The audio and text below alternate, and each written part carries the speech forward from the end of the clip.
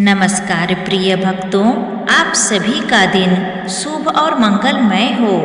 आज सोमवार के दिन सुनिए 16 सोमवार व्रत की कथा। सोमवार का दिन शंकर भगवान को समर्पित होता है। आज के दिन भक्त भोलेनाथ को प्रसन्न करने के लिए विशेष पूजा अर्चना करते हैं। कुछ लोग आज के दिन व्रत भी रखते हैं ताकि शिव की विशेष कृपा प्राप्त की जा सके। तो आइए इस कथा को बड़े ही प्रसन्नचित मन से हम सुनते हैं। एक बार श्री महादेव जी पार्वती जी के साथ भ्रमण करते हुए मृत्यु लोक में अमरावती नगर में आए। वहाँ के राजा ने एक शिव जी का मंदिर बनवाया था। शंकर जी पार्वती जी के साथ वहीं ठहर गए। एक दिन पार्वती जी शिव जी से बोली, नाथ आइए आज चौसर खेलें। खेल प्रारंभ हुआ। उसी समय पुजारी पूजा करने को आए। पार्वती जी ने पूछा, पुजारी जी बताइए जीत किसकी होगी? पुजारी जी ने बिना सोचे समझे कहा कि भगवान भोलेनाथ ही जीतेंगे। किंतु अंत में जीत पार्वती जी की हुई। पार्वती जी ने मिथ्या भाषण के कारण पुजारी जी को कोढ़ी होने का श्राप दे दिया। पुजारी जी कोढ़ी हो गए। कुछ दिन बाद देवलोक की अप्सराएं पूजन के लिए आईं और पुजारी जी को देखकर उनके कोढ़ी होने का कारण पूछा। पुजारी जी ने सब बातें बतला दी। तब अप्सराएं बोली, पुजारी जी आप 16 सोमवार का व्रत करो, महादेव जी आपका कष्ट दूर करेंगे। पुजारी जी ने उत्सुकता से व्रत की विधि पूछी। अप्सराओं ने पुजारी जी को 16 सोमवार व्रत की विधि बताते हुए कहा, सोमवार के दिन सूर्योदय से पहले उठना, फिर स्नान आदि से निवृत्त होकर स्वच्छ वस्त्र धारण कर लेना। इसके उपरांत आधा सेर गेहूं के आटे का चूरमा बनाकर उसके 3 भाग कर लेना। फिर भगवान शिव की प्रतिमा के समक्ष घी का दीपक जलाकर गुड़ नैवेद्य फूल बेलपत्र चंदन अक्षत जनेऊ का जोड़ा लेकर विधि विधान प्रदोष काल में भगवान शिव की पूजा करना। पूजा के बाद गेहूं के आटे से बनाए गए चूरमे के 3 भाग में से 1 भाग भगवान शिव को अर्पित करना और 1 आप ग्रहण करना। बाकी भाग को भगवान का प्रसाद मानकर सभी में बांट देना। इस विधि से 16 सोमवार व्रत कर 17वें सोमवार को 5 सेर गेहूं की बाटी का चूरमा बनाकर भोग लगाकर बांट देना। फिर सर्व कुटुंब प्रसाद ग्रहण कर लेना। ऐसा करने से शिव जी आपके सारे कष्ट दूर करेंगे। यह कहकर अप्सराएं स्वर्ग लोक को चली गईं। पुजारी जी यथा विधि व्रत कर रोग मुक्त हुए और पूजन करने लगे। कुछ दिन बाद शिव पार्वती जी पुनः आए।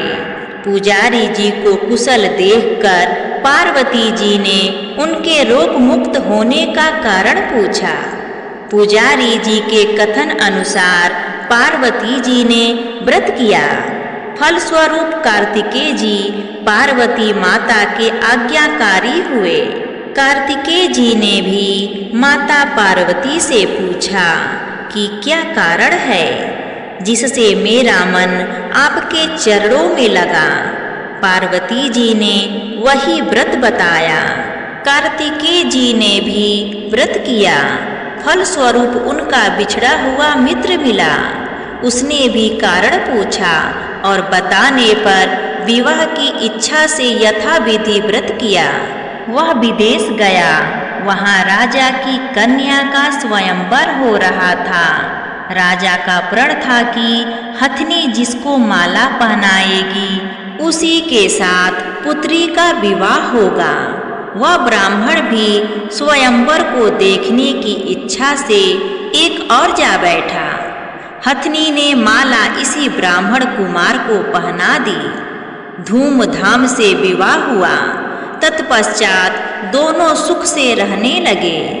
एक दिन राजकन्या ने पूछा कि आपने कौन सा पुण्य किया है जिससे राजकुमारों को छोड़ हथनी ने आपको चुना है। ब्राह्मण ने 16 सोमवार का व्रत विधि बताया। राजकन्या ने पुत्र प्राप्ति के लिए व्रत किया और सर्वगुण संपन्न पुत्र प्राप्त किया। बड़े होने पर पुत्र ने पूछा, माताजी, किस पुण्य से आपको मेरी प्राप्ति हुई? राजकन्या ने सब विधि 16 सोमवार का व्रत बताया। पुत्र राज्य की कामना से व्रत करने लगा। उसी समय दूसरे राज्य के राजा के दूतों ने आकर उसे अपनी राजकुमारी के लिए चुना। आनंद से विवाह संपन्न हुआ। राजा के दिवंगत होने पर ब्राह्मण कुमार को राजगद्दी मिली। वह इस व्रत को करता रहा। एक दिन अपनी पत्नी को पूजा सामग्री शिवालय में ले जाने को कहा, परंतु उसने दासियों द्वारा भिजवा दी। जब राजा ने पूजन समाप्त किया तो आकाशवाणी हुई, इस पत्नी को निकाल दे, नहीं तो तेरा सत्यानाश कर देगी। प्रभु की आज्ञा मान उसने रानी को निकाल दिया। रानी भाग्य को कोसते हुए नगर में एक बुढ़िया के पास आई। उसका हाल देखकर बुढ़िया ने उसके सिर पर सूत की पोटली रख दिया और उसे बाजार भेज दिया। रास्ते में आंधी आई, पोटली उड़ गई। बुढ़िया ने उसे फटकार कर भगा दिया। उसके बाद वहां से तेली के यहाँ पहुंची तो सब बर्तन चटक गए। तेली ने भी उसे निकाल दिया। पानी पीने नदी पहुंची तो नदी सूख गई। फिर वहां से सरोवर पहुंची तो हाथ का स्पर्श होते ही जल में कीड़े पड़ गए। उसी जल को पीकर आराम करने के लिए जिस पेड़ के नीचे जाती वह सूख जाता। वन और सरोवर की यह दशा देखकर ग्वाल उसे मंदिर के गोसाई के पास ले गए। उसे देखकर गोसाई जी समझ गए कि यह कुलीन अबला विपत्ति की मारी हुई है। धैर्य बांधते हुए बोले, बेटी तू मेरे यहाँ रह, किसी बात की चिंता मत कर। रानी आश्रम में रहने लगी, परंतु जिस वस्तु पर इसका हाथ लगता उसमें कीड़े पड़ जाते। दुखी हो गोसाई जी ने पूछा, बेटी किस देव के अपराध से तेरी यह दशा हुई है? पुजारी जी की बात सुनकर रानी ने सारी घटना बता दी। गोसाई जी बोले, बेटी तुम 16 सोमवार व्रत करो। रानी ने 16 सोमवार का व्रत किया और विधि विधान से पूजा किया। व्रत के प्रभाव से राजा को रानी की याद आई और दूतों को उसकी खोज करने भेजा। आश्रम में रानी को देखकर दूतों ने राजा को रानी का पता बताया। राजा ने जाकर गोसाई जी से कहा, महाराज यह मेरी पत्नी है। शिव जी के रुष्ट होने से मैंने इसका परित्याग किया था। शिव जी की कृपा से मैं इसे लेने आया हूँ। कृपया इसे जाने की आज्ञा दे। गोसाई जी ने आज्ञा दे दी। राजा रानी को नगर ले आए। नगर वासियों ने नगर सजाया, बाजे बजने लगे, मंगलाचार हुआ। तत्पश्चात शिव जी की कृपा से प्रतिवर्ष 16 सोमवार का व्रत कर वह रानी के साथ सुखपूर्वक रहने लगे। इसी प्रकार जो मनुष्य भक्ति सहित और विधि पूर्वक 16 सोमवार का व्रत करता है और कथा सुनता है, उसकी सभी मनोकामनाएं पूर्ण होती हैं और अंत में वह शिवलोक को प्राप्त होता है। आइए सोमवार व्रत की एक और कथा सुनते हैं। बहुत समय पहले की बात है। एक छोटे से गांव में एक गरीब स्त्री रहती थी।